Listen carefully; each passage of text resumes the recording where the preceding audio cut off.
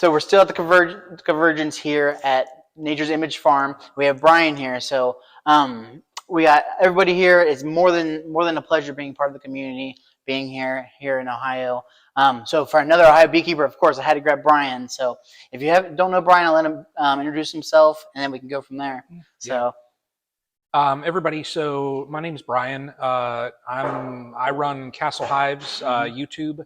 I'm in Northeast Ohio, about an hour south from Cleveland. So we get a lot of that winter. Not looking forward to what's coming up. That's for sure. But yeah, I'm just the hobbyist. So for us that we do the streams, I'm more of the hobbyist type of guy. Oh, yeah. So can relate to those that only want a couple hives. Absolutely, so. Yeah. I think that's a big thing. Yourself, Bruce, and Greg on Wednesdays. If you don't watch those Wednesday nights, they do a stream team. So I'll leave Castle Hives in the comments in case you want to see it. But so a big thing I like getting into is queens, and I just wanted to ask you. So for your queens, what are things you normally like to see? If you're going to be selective on, hey, I want to see more of this, or I don't want to see more of this. What's kind of your go-to when you're looking at those? So for my queens, now I've taken a step back in the last few years, and I had a winter where I lost all my colonies, and it was a series of events that led up to that. But I used that single event as a moment where I can take a step back and really look at everything that I'm doing. And one of the elements, it was queens. And I became very selective on who I get them from. Okay. There's two people that I normally get my queens from. Greg is one of them. Yeah. And things that I look at, number one, I look at the behavior, of course.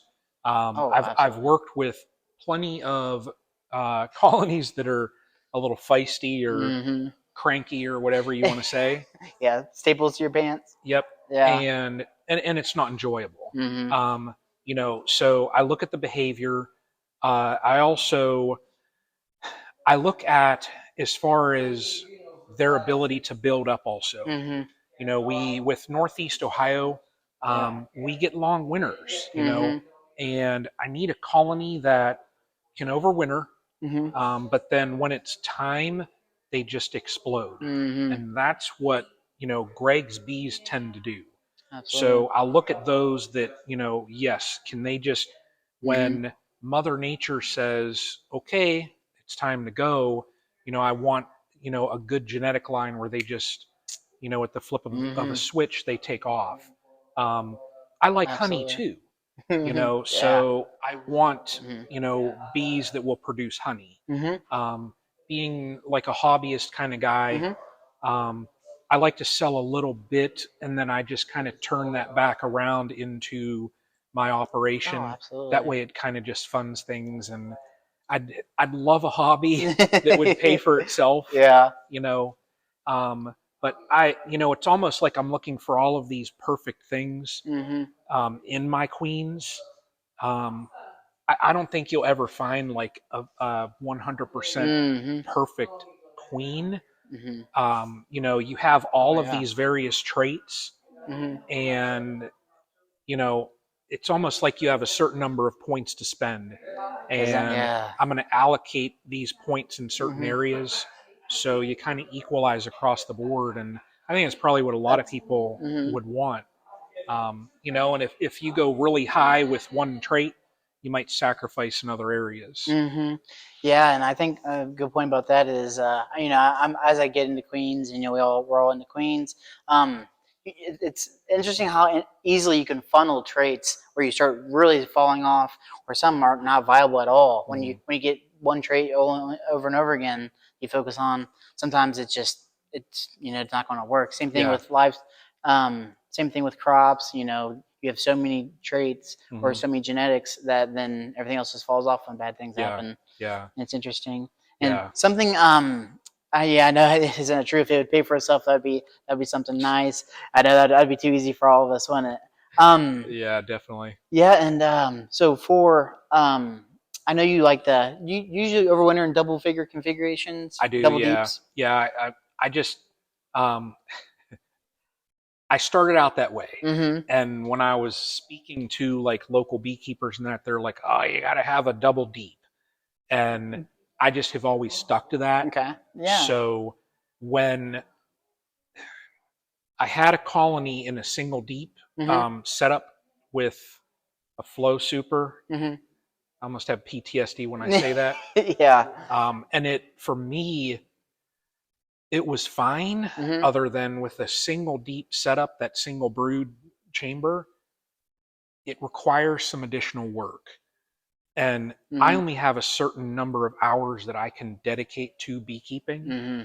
and I could not properly manage it, Mm-hmm. and it would have turned into a disaster. So I just Yeah, and yeah, I think an important thing to realize is, when you have time for it, that's the important part. yeah. And it's just some things are not easy. When we talk about resilience, as far as queens go, it's a lot easier to have resilience, either for the beekeeper's end or for the bees in general. Because if you don't Mhm. have resilient bees, then they don't overwinter. Then you don't get to choose anything as far as so. That's the most important thing Yeah. as far as that goes. Yeah, Yeah. so we talked about what you like to see in your queens, how you like to overwinter your configuration. Now, do you have any tips for people that do sell honey for like vendors, things like Oh that? Because man. I'm just now this year, first time getting into that, and I didn't know if you had any tips or. Yeah. So you're asking like the rookie. Um, Well, with rookie, I'm definitely the I rookie. yeah. So I've done one market, Mm-hmm. and it went well. Mm-hmm. What and I forget who told me this, but they said offer tastings, Mm-hmm. and I took two different honeys with me, Mm-hmm. and I had a tasting. I went to Amazon like everybody does, and I Mm-hmm. bought the little tasting spoons. And everybody that was over looking at it, I said, "Do you want to try it?" Mm-hmm. And I would say 9 out of 10 that when they were, oh no, I'm really not interested, whatever. But if they did try it, Mm-hmm. you made a sale. Isn't that true? Yeah, it's easier Yep. to do which one do you want instead of do you want this? Yep. Yeah, Yeah. I would say the variety is definitely a big Yeah. thing, and I think it's Yep. interesting. Yeah. And I like, as far as you could have like this huge elaborate setup, Mm-hmm. um, honey sells itself. Mm-hmm. So I had a basic table, a runner on it and that Mm-hmm. said honey. And there were times I had 3 and 4 and 5 people. They were Wow, basically waiting for the card reader to go through so that they could buy it. how interesting. And I mean, it was Mm-hmm. nice. The only thing that I think I'm going to change up Mm-hmm. is a lot of people had questions about bees, Mm. Yeah. and I'm going to take a hive body with me, Mm-hmm. and I bought like the display frames from University of Guelph. Oh It's yeah. it's actually images of what a frame would Mm. look like, and I'm going to take those, just put them in frames, and take it just so that people can see, Oh. hey, here's a setup, Mm-hmm. here's what the inside of a Yeah. colony actually looks like. Here's the Yeah. inside of a hive. And So it's more of a you're getting a full experiences versus just right, product exchanging. And yeah, I think a lot of people who are beekeepers know a good amount about mm, bees, but when you get someone completely that has nothing, no clue, you get some of the really common questions, yeah, and then it's kind of an easier way just to maybe have even a list of common mm, questions and answers. You get the whole experiences versus yeah, yeah, this is just. yeah. Because like when I had my setup, probably the top two questions when Mm-hmm. they would see the different honeys. I mean, number one, it was, what's the difference? Mm-hmm. Well, different seasons, different Oh. locations, whichever. Mm-hmm. And then the other was, do you actually do the bees? Yes, Yes, I take yeah. care of the bees. Yeah, So, I think yeah, that's funny. I actually had somebody ask me, because, so does this have any additive? What did you add to this to make it so sweet? I was like, I just stared at him. I was like, what are you talking about? What did you I add add, to this to make it so sweet? I added in It's nectar honey. from flowers and Yeah, stuff. I was like, what? I'm like, and I think it goes back to the education point. Like, you don't know if you really don't know. Those Yeah, are the type of questions. But I'm like, just in awe. Like, what do you mean? What I do to make this sweet? I don't get to. I was like, I guess there might have been referring to people, different honey Yeah, additives, things like that. But I was just in awe. Like, I didn't add anything to make this sweet, so that's it was funny. interesting. Yeah, But yeah. yeah. So just to wrap this up here, Brian, love meeting you here, the community everybody has here in Ohio.